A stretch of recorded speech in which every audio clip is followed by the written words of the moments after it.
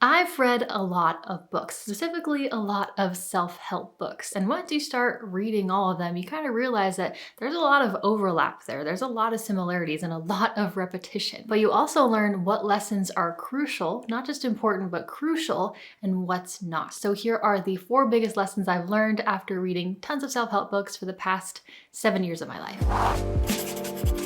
Hey friends, welcome back. If you're new here, my name's Jillz and I help women step into their power and become their best selves. So if that's something you want to do, you should subscribe and stick around. Also, a special thank you to Shortform for sponsoring this video, but I'll get into that later. So I'm going to start with the most basic lesson, probably the most important though, and that is that mindset is everything. It's literally everything. Your thoughts are more powerful than you realize, and your mindset is either going to catapult you to success or bury you into the ground. We become what we think about. Our thoughts determine our perception, and our perception determines our reality. And our thoughts directly influence how we behave and take action and show up in the world. This is gonna get a little woo-woo, but hear me out. Your mindset and your perception is your only reality. It's the only thing that ever exists for you. And what I mean by that is that you will never be able to see the world or experience the world through anyone else's eyes.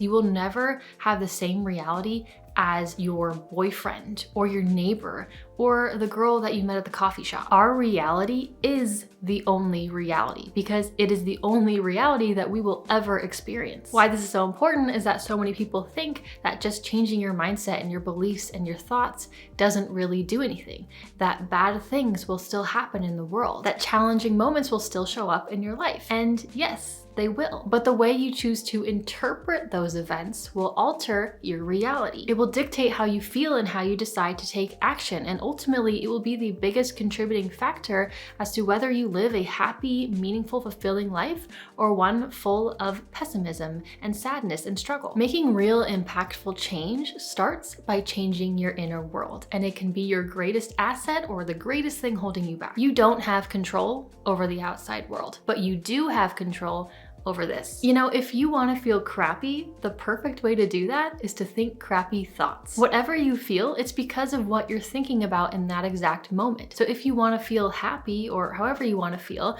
you have to change your thoughts to fit that. Obviously, with all these books I've read, there's more to it than just mindset is everything, but it is a big overarching theme that is present in every single book that I have read. Not because it's trendy, but because it is the only way to real change and transformation. Things like practicing gratitude, reframing negative beliefs, identity work, choosing to harness the identity of who you want to be, not who you are right now. Seeing challenging moments as opportunities for growth instead of failure. Being around other positive people. These things might seem small, but what I've learned in not just reading all of these books, but also living my own personal life is that they are indeed mighty powerful. Another huge game changer of a lesson for me, and this is something that's in a lot of the spirituality type of books that I've read, is that a lot of our suffering comes from resistance. When we resist change that's happening or has to happen, we suffer. When we resist what is in the present moment because we desperately want something else, we suffer. And this resistance is extremely heavy and makes us feel really unhappy. Think about physical pain for a sec. When we go to our favorite workout class that totally kicks our butt and makes our muscles hurt really bad, makes them so sore, we feel pain, but we aren't unhappy. We don't suffer. We kind of like it a little bit because we're choosing that type of pain. We don't have resistance to it. But once the minute that physical pain becomes something that you don't want, we get sick with the flu, we have to get a cavity filled, or something as small as getting a little paper cut. We feel that pain more intensely. We focus on it. It's hard not to. And we naturally resist that pain, and we end up suffering a lot more because of it. It tends to be the same with our emotional body as well. When we resist what's happening, it intensifies the hurt. And a lot of times when we resist feeling those heavy emotions, those feelings don't just magically go away. They hang out deep in your body and stay there, bringing you this soft underlying feeling of misery all the time. You might have heard that famous quote, "What you resist persists." That's because when you resist something so intensely, you become trapped in it. Having at least a little bit of acceptance for what is and just kind of embracing this wild ride called life instead of resisting it can significantly decrease the amount of pain and suffering we feel from those challenging moments. And when we choose to just accept something that didn't go our way, it's not us playing small. That's what allows us to recover and move forward. Whereas someone who's just constantly resisting it, they just tend to stay stuck. They tend to stay in that hardship and never move forward. So when you're in a position where things are hard or they're just, kind of going wrong and you can't do anything about it, instead of resisting it, try to have a little bit of acceptance for it and see what happens, see how you feel. Let yourself fall into it instead of running away from it. Let that hardness and that heaviness go. Life will likely be a lot less painful when you do. So the next lesson, like I said, I've read quite a lot of books, and another big lesson that I've learned is that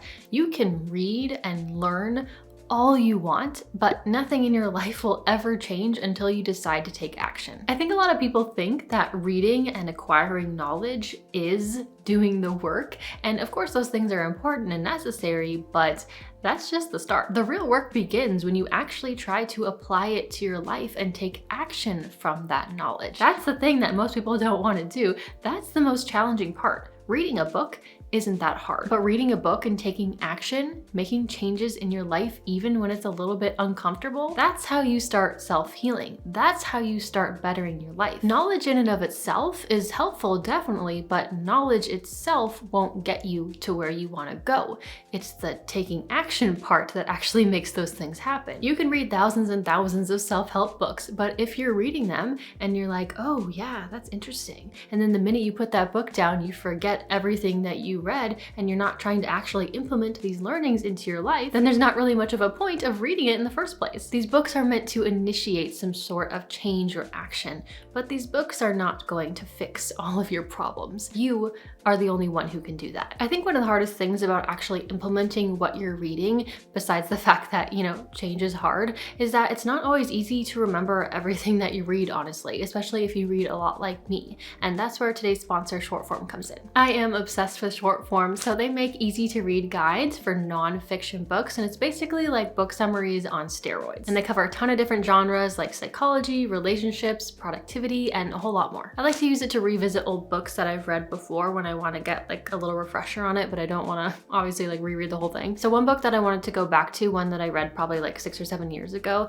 was How to Win Friends and Influence People by Dale Carnegie. It's a super popular book, super classic book for good reason. So I just looked it up on Shortform, and this is how it works. They have basically like a really good one-pager of the whole book, but then they also break down each individual chapter in detail and help you to understand all the main points better. And there's exercises and everything. So it was nice to just be able to go back and relearn things I forgot, like how important it is, if you want to be likable, to simply just say the other person's name in conversation with them. I should try to do that more. Another cool thing is sometimes if it's relevant, they'll also tie in other books to their guides. So they'll be like, oh, Tony Robbins said something similar here, and they'll link to it and you can click on it and check it out. Shortform publishes new books and articles every single week, and subscribers actually get to vote on what new books to cover. So it's a really cool little app. I highly recommend it, especially if you're a reader like me. And you can actually use my special link, shortform.com/Jillz, for a free 5-day trial. And if you like it, which I think you will, you'll also get